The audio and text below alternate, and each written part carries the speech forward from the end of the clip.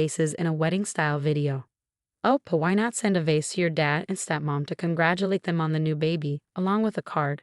You could write something like, "Hope the new baby doesn't break anything too precious. Grandma's not getting any younger raising your kids," or even, "The day you chose your wife over your own child was the day I stopped being your daughter.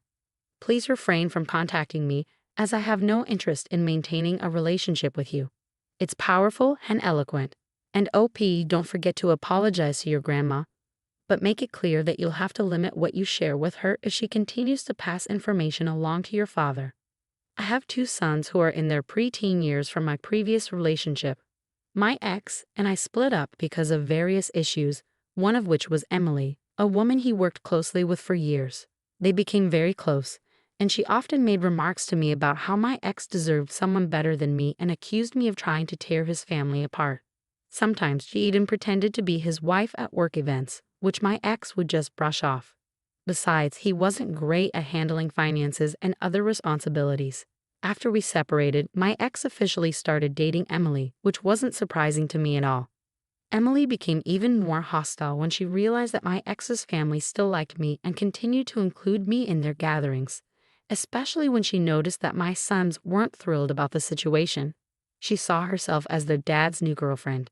Emily went as far as to insult my ex's mom for praising me as the best mom during a family dinner. The judge warned my ex about using Emily for custody exchanges and dealing with our boys' issues. She had confronted me multiple times during exchanges, showing hostility and even saying things that could be seen as trying to turn the kids against me. Despite the warning, my ex continued to let her handle things, and he was fined for disobeying the judge's orders. He was told that if it happened again, custody arrangements would be changed. Lately, there's been more attention directed towards me. Emily, unable to have children of her own, wants the boys to see her as a mother figure. They came to me for guidance, but I refused, stating that Emily wasn't their mother and I wouldn't endorse it after the years of verbal abuse from her. During an awards night at school in June, Emily insisted the boys take photos with her for the school newsletter. But they refused, stating she wasn't their mom. My ex scolded them, but I stayed silent. When X and Emily criticized me for not supporting them and allowing disrespect, I defended the boys, stating that what they said wasn't disrespectful. They accused me of being a bad parent and teaching the kids to disrespect women, but I stood my ground. So am I the one in the wrong here? Definitely not. They were just stating the truth, and it's pretty amusing how they're trying to enforce respect while being disrespectful themselves. Should I consider seeking a modification of custody based on their behavior? Because honestly, your boy's well-being is at risk with these 2. She's not their mom, and they're not replacements just because she can't have kids of her own. They're children, and if they don't ease off, they'll only push them away and damage their relationship permanently. What happens when nobody's around to protect them at his place? Will your ex prioritize your sons or his new wife? Let's face it, they were emotionally involved at least. How blind are Emily and your ex? This is exactly how most kids feel about their dad's new partner. They're never going to see her as their mom. And when she said she wasn't asking but ordering them, their response was spot on. She's not their mother, so she can't give them orders like that. It's a fact that Emily isn't their mom. And by being hostile towards their actual mother, she's not going to earn any motherly role in their lives. Your ex is making a huge mistake. He's letting his wife jeopardize his relationship with his own kids. Someone needs to make him see that. Let him know that you'll only make parenting decisions together, and she won't be involved in any motherly capacity. If she wants kids, they can adopt, because she's not getting yours. Story 2.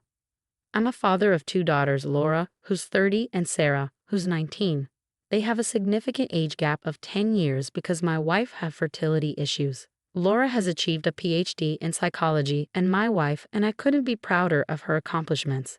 However, Laura maintains very limited contact with us, largely due to her upbringing. I must confess that my wife and I were quite strict with her. When Laura was entering high school, she started to distance herself from us and often avoided spending time with the family. Eventually, we discovered from her counselor that Laura resented us for how we treated her when Sarah was born. Reflecting on our past actions, my wife and I decided to raise Sarah differently. We made a conscious effort to be more encouraging and supportive whenever Sarah faced challenges, aiming to provide her with a more positive upbringing. Unfortunately, this led to resentment from Laura, who felt that Sarah had a much easier childhood compared to her. As Sarah entered high school, we encountered behavioral issues such as disrespect and dishonesty, which caught us off guard. Despite this, we chose not to intervene significantly, fearing that Sarah would come to resent us as Laura did. As both girls excelled academically, we held on to the hope that everything would turn out fine. However, Sarah's behavior worsened during her final year of high school. Despite the escalating problems, we hesitated to take action, fearing that intervening would only strain our relationship with Sarah further.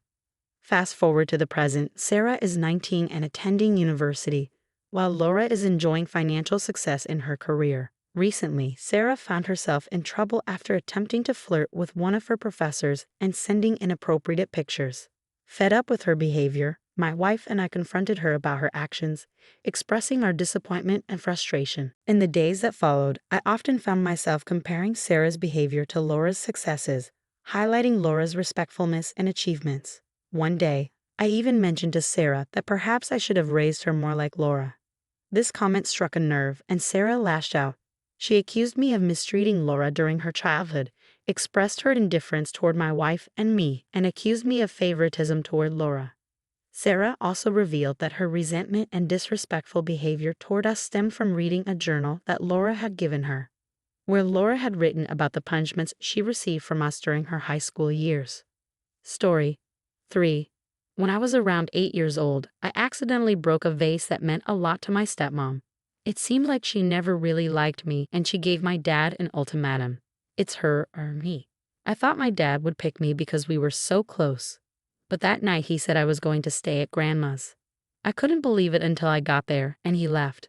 That moment changed something inside me. He called every day and tried to visit often, but I couldn't pretend to be happy because I wasn't home. I stopped pretending quickly, and looking back, I realized I acted numb to him, not angry or sad, just emotionless. Sometimes I overheard him complaining to Grandma about how I had changed. When I turned 9, I told my mom I wanted to live with her full-time because I couldn't stand talking to my dad or seeing him anymore. Despite her tiny apartment, she agreed. I slept in her bed until I moved in with my fiancé. But I didn't mind because she's my mom, and it was better than dealing with him every day. My mom and I grew incredibly close, and she kept me busy with after-school activities to avoid my dad, until contact eventually faded away. I'm grateful for it because I didn't have to endure being around him. A few years back, my stepmom gave birth, and there was a big celebration. I was relieved to be nowhere in sight and hadn't even met the kid yet. I'd only caught glimpses of him on birthdays or when they visited Grandma's house while I was there. About a week ago, my fiancé proposed to me in a low-key manner, and I shared the news with my mom, Uncle Mom's cousin, and Grandma. Now Grandma knows how little I communicate with my dad and how I keep him out of the loop. So it was quite unexpected when my dad called, inviting me to a family dinner to introduce my fiancé and meet my new baby brother. I made up an excuse because I wasn't interested. Grandma was the one who spilled the beans, and I ended up getting mad at her, even yelling for telling my dad about my upcoming marriage. Not long ago, I received a text from my dad chastising me for involving Grandma in my issues with him. As much as I hate to admit it, he was right about that. So he sent me packing to Grandma's because he couldn't be bothered, and now he wants to pretend everything is fine. No way. All I need to say is that my fiancé and I, thanks for the congrats, have no desire to have dinner with a man who chose his wife over his child because of a broken vase. And let's not even start on how stepmom got away with issuing such an ultimatum in the first place. He's reaping what he sowed, no doubt about it. Speaking as a father myself, there's no way I'd ever prioritize a girlfriend over my own child, especially not for something as trivial as a vase. I'd probably burst out laughing if she ever tried to give me an ultimatum like that. It seems like both dad and stepmom are a match made in heaven, if you ask me. Honestly, I'd be tempted to send them a goodwill vase with a sarcastic note like, "Since you missed the wedding, here's a vase you can walk down the aisle anytime you want." Or maybe even a photo of the vase dressed up like a bride. If the OP is Jewish, perhaps she and her fiancé could film themselves smashing vases in a wedding-style video. OP, why not send a vase to your dad and stepmom to congratulate them on the new baby, along with a card? You could write something like, "Hope the new baby doesn't break anything too precious. Grandma's not getting any younger raising your kids." Or even, The day you chose your wife over your own child was the day I stopped being your daughter. Please refrain from contacting me as I have no interest in maintaining a relationship with you. It's powerful and eloquent. And OP, don't forget to apologize to your grandma, but make it clear that you'll have to limit what you share with her if she continues to pass information along to your father. I have 2 sons with my ex, both in their tween years. Our relationship ended due to various issues, one of which was Emily, a colleague my ex became close to. She often belittled me, claiming my ex deserved better and that I was trying to break up their family. On multiple occasions, she even pretended to be his wife at work events, which my ex found amusing. Additionally, he struggled with financial management and other responsibilities. After our breakup, he officially started dating Emily, which didn't surprise me. Emily's hostility escalated when she realized my ex's family still respected me and included me in gatherings, despite my boys not being entirely happy about her presence as their dad's new girlfriend. She even insulted my ex's mom for praising me as the best mom during a family dinner. The situation worsened when the judge warned my ex about using Emily to handle custody exchanges and issues. Emily had confronted me several times in front of our children, showing hostility and making remarks that could be seen as attempting to alienate me as a parent. Despite the judge's warning, my ex continued this behavior, leading to fines for violating court orders. He was warned that if it happened again, custody arrangements would be revised. Lately, there's been a rise in tension directed toward me. Emily, unable to have children, desires the boys to see her as a mother figure. They sought my assistance, but I declined, asserting that Emily isn't their mother, and I won't encourage them to view her as such after the years of verbal abuse from her. During an award ceremony at school in June, the boys were asked by Emily to join her in photos for the school newsletter. They declined, stating she wasn't their mom, so she couldn't make such requests. Despite their refusal, my ex reprimanded the boys, while I remained silent. When confronted about not supporting them, I defended the boys, explaining that their response wasn't disrespectful. However, my ex and Emily insisted I should have intervened and not allowed such perceived disrespect. They accused me of being a bad parent, claiming I shouldn't have allowed the boys to act that way, and accused me of teaching them to disrespect women. So here I am, wondering if I'm the one at fault. No, you're not. They simply stated the truth. It's also quite amusing how they're insistent on avoiding disrespect.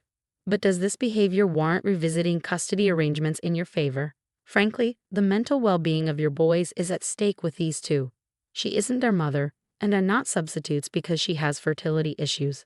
They're just kids, and if they don't back off, they'll only alienate them and damage their relationship irreparably. What happens behind closed doors at his place when no one's there to protect them? Would your ex prioritize your sons or his new wife? Let's not ignore the emotional affair they had, at the very least. How blind can Emily and your ex be? This is precisely how most kids feel about their dad's new partner, and they're unlikely to accept her as their mom. As for her assertion that she wasn't asking, in essence, she was commanding them, their response was appropriate. She's not their mother, so she can't dictate to them that way. Emily isn't their mother. That's a fact. By being hostile to their mother, she won't play a maternal role in their lives. Your ex is making a mistake. He's allowing his wife to jeopardize his relationship with his own kids. You need to make that clear to him. Tell him that you'll only make parental decisions with him, and none will involve her as a mother. If she wants kids, they better adopt because she's not getting yours. Story 4. I'm a 55-year-old father with 2 daughters, Laura, age 30, and Sarah, age 19. There's a significant 10-year age gap between them due to my wife's fertility issues, which is important to note. Laura has achieved a PhD in psychology, and my wife, and I couldn't be prouder of her accomplishments. However, Laura maintains minimal contact with us, largely due to her upbringing. I must confess that my wife and I were particularly strict with Laura. As she entered high school, she began to distance herself from us, often refusing to spend time with the family. It wasn't long before we discovered through her counselor that Laura harbored resentment towards us for how we treated her when Sarah was born. Reflecting on our past mistakes, my wife and I made a conscious decision to raise Sarah differently. We aimed to provide her with encouragement and support, unlike the treatment Laura received. Despite our efforts, Sarah's teenage years were not without challenges. Issues such as disrespect and dishonesty arose during her high school years. leaving us perplexed as to their origins. Nevertheless, we tolerated her behavior, fearing that intervening would only result in her resenting us, similar to Laura. Both Laura and Sarah excelled academically, leading us to believe that we were on the right track. However, Sarah's behavior deteriorated during her final year of high school, yet we hesitated to take action, fearing that she would come to despise us as Laura did. Fast forward to the present, Sarah is 19 years old and attending university, while Laura enjoys financial success in her career. Recently, Sarah found herself in trouble after attempting to flirt with one of her professors and sending him inappropriate pictures. Fed up with her behavior, my wife and I decided it was time to confront her. We expressed our disappointment and frustration, raising our voices in the process. In the days that followed, I frequently reminded Sarah of Laura's accomplishments and exemplary behavior. At one point, I even suggested that I should have raised her in the same manner as Laura. This comment sparked a strong reaction from Sarah. She lashed out, accusing me of mistreating Laura during her childhood and showing favoritism towards her. She expressed her disregard for my wife and me, claiming that my remarks had deeply hurt her. Additionally, she confessed that she had been acting rudely towards us after reading the journal that Laura had written during high school. In the journal, Laura detailed how we used to discipline her, which evidently affected Sarah's perception of our parenting.